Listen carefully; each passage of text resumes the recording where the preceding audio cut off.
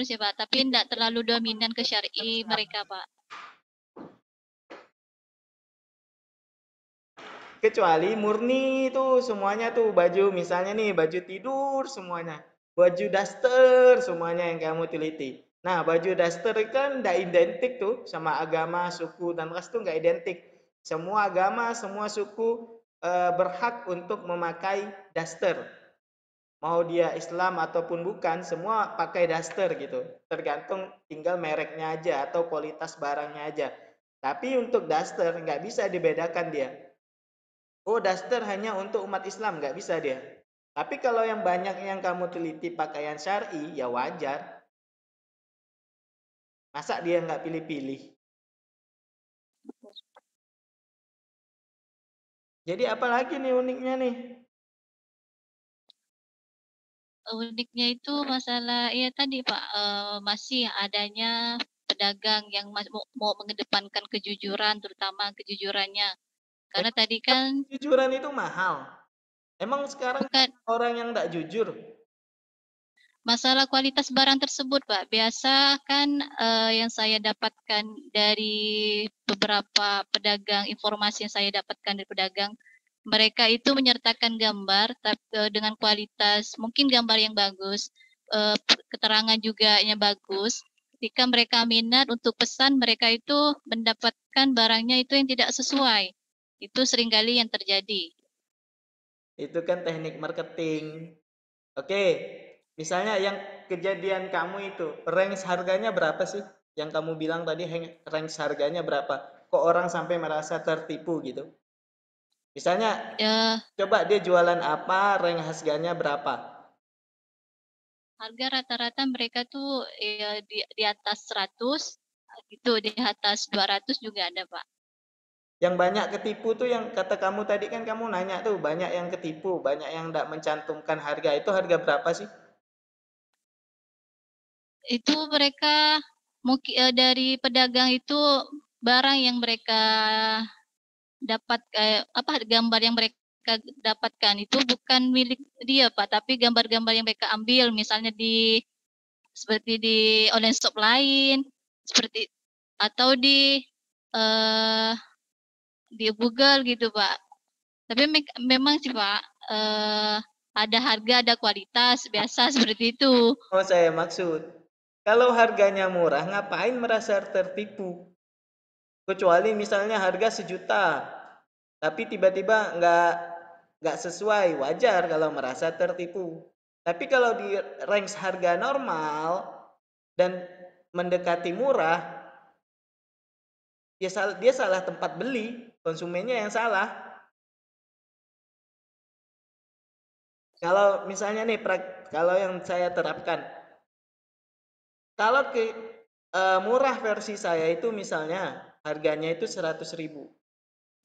Saya beli nih 100.000. Ternyata saya tahu kualitas harga 100.000 itu nggak akan melebihi ekspektasi saya gitu.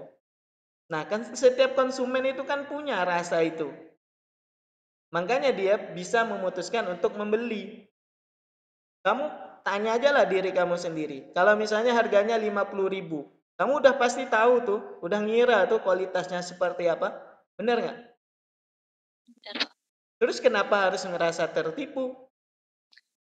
Mungkin anggapan mereka, mohon maaf Pak, mungkin anggapan mereka yang merasa tertipu itu maklum bagi orang-orang di kampung. Kalau orang-orang kota biasa oh harga 50 dibawa di atas 100 dikira pasti udah berpikir oh ini barang yang datang tidak akan bakal sesuai. Tapi kalau yang Ketika kok orang jangan kamu pakai paradigma orang kampung atau orang kota. Ketika bukan menyamakan. kita membeli barang, itu kita udah pas, udah cocok tuh. Sehingga saya bisa putuskan untuk beli barang itu gitu. Ini prinsip semua konsumen lah saya bilang, saya rasa ya. Kenapa kita bisa beli suatu barang itu? Karena kita udah ngerasa pas. Dan harganya itu udah nggak masalah. Makanya bisa kita beli gitu. Kalau nggak, kalau masalah harga itu menjadi masalah, otomatis itu nggak bisa kita belinya. Artinya waktu saat kita memilih untuk beli ini gitu, udah kita tuh udah tahu ekspektasi itu kita udah ada terhadap barang itu, mau kualitasnya gimana itu kita udah terima gitu. Jadi untuk apa ngerasa ketipu? Apa yang dilakukannya gitu, yang dilakukan pedagang sehingga kok ngerasa tertipu tuh apa? Ya, mungkin tadi konsumen itu lihat dari harga harga tersebut, Pak. Kalau cuma ngelihat dari harga, apa yang dilakukan pedagang sampai konsumen itu ngerasa tertipu? Misalnya ada juga bukan masalah berbeda, tapi juga ada cacat. Misalnya barang dipesan, tapi cacat seperti itu. Misalnya dari segi bahan yang berbeda. Ada juga konsumen yang pernah mengalami barang Ini ada pesanan. yang kamu ceritakan ke saya ini, ada nggak dalam skripsi kamu nih? Ada sih Pak, cuman saya langsung itu. Ada yang kamu tuliskan di skripsi kamu tuh yang bagus-bagus semua. Semuanya pakai jaminan. Semuanya tadi Iya Pak, ada yang nggak pilih-pilih konsumen. iya mereka itu ketika tidak sesuai atau ada barang cacat, konsumen itu ada yang mau mengganti misalnya dari diskon harga Nah, atau barang. makanya apa salahnya gitu? Kalau mereka penjual udah ngasih jaminan seperti apa yang salahnya? Jadi apa temuan paling penting dari penelitian kamu ini? Kalau yang paling penting, saya bisa mengetahui dari. Ini nih melanggar etika bisnis Islam dan tidak sesuai dengan praktek bisnis Islam. Sementara yang saya baca dari temuan-temuan penelitian kamu itu, semuanya dia pakai jaminan kok rata-rata yang kamu tulis. Nggak ada yang tadi cerita kamu tuh nggak ada di skripsi kamu. Iya Bang, pakai jaminan Pak. Terus kalau yang menarik menurut saya ini dari segi saya bisa mengetahui, terutama dari segi pedagang yang banyak sekarang pedagang online di Facebook Marketplace, bahwasanya biarpun tidak semuanya pedagang tidak menerapkan prinsip-prinsip etika, tapi rata-rata mereka sudah menerapkannya Pak. Sudah menerapkan prinsip dari Jadi tauhid apa tadi. pentingnya penelitian kamu ini? Apa pentingnya?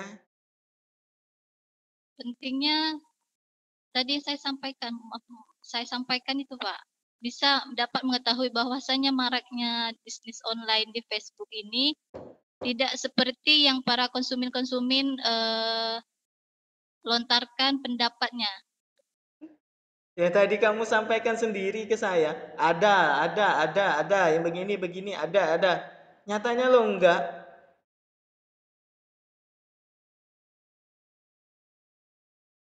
Jadi urgensi dari penelitian kamu ini apa gitu?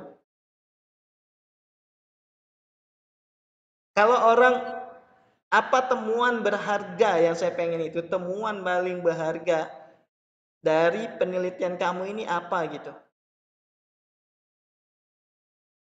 Kalau Kalau sampai temuan tadi ya, kamu bilang kan bagus-bagus semua tadi.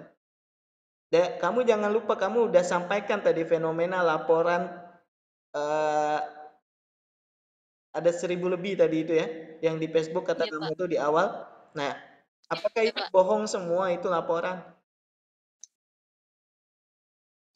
Tidak Pak, tidak bohong semua karena kan Lah bukan informannya. bilang bahwa ini pedagang di Facebook ini tidak seperti yang konsumen lontarkan, kamu bilang tadi begitu. Tidak seperti pendapat konsumen, kamu bilang begitu tadi. Berarti laporan itu bohong semua. Toh buktinya penelitian kamu nggak gitu. Jadi makin bingung saya ini. Waalaikumsalam warahmatullahi wabarakatuh. Jadi apa ini yang penting nih? Waduh. Penting Kamu udah bagi mau nikah saya belum, Heria? belum Pak. Oh, belum. Jadi kalau misalnya nggak lulus juga nggak apa-apa kan? Jangan Pak. Ya gimana kamu mau lulus kalau dari tadi kamu nggak berhasil meyakinkan saya? Gimana saya mau kasih produk kamu, mau memutus, saya ini mau membeli produk kamu.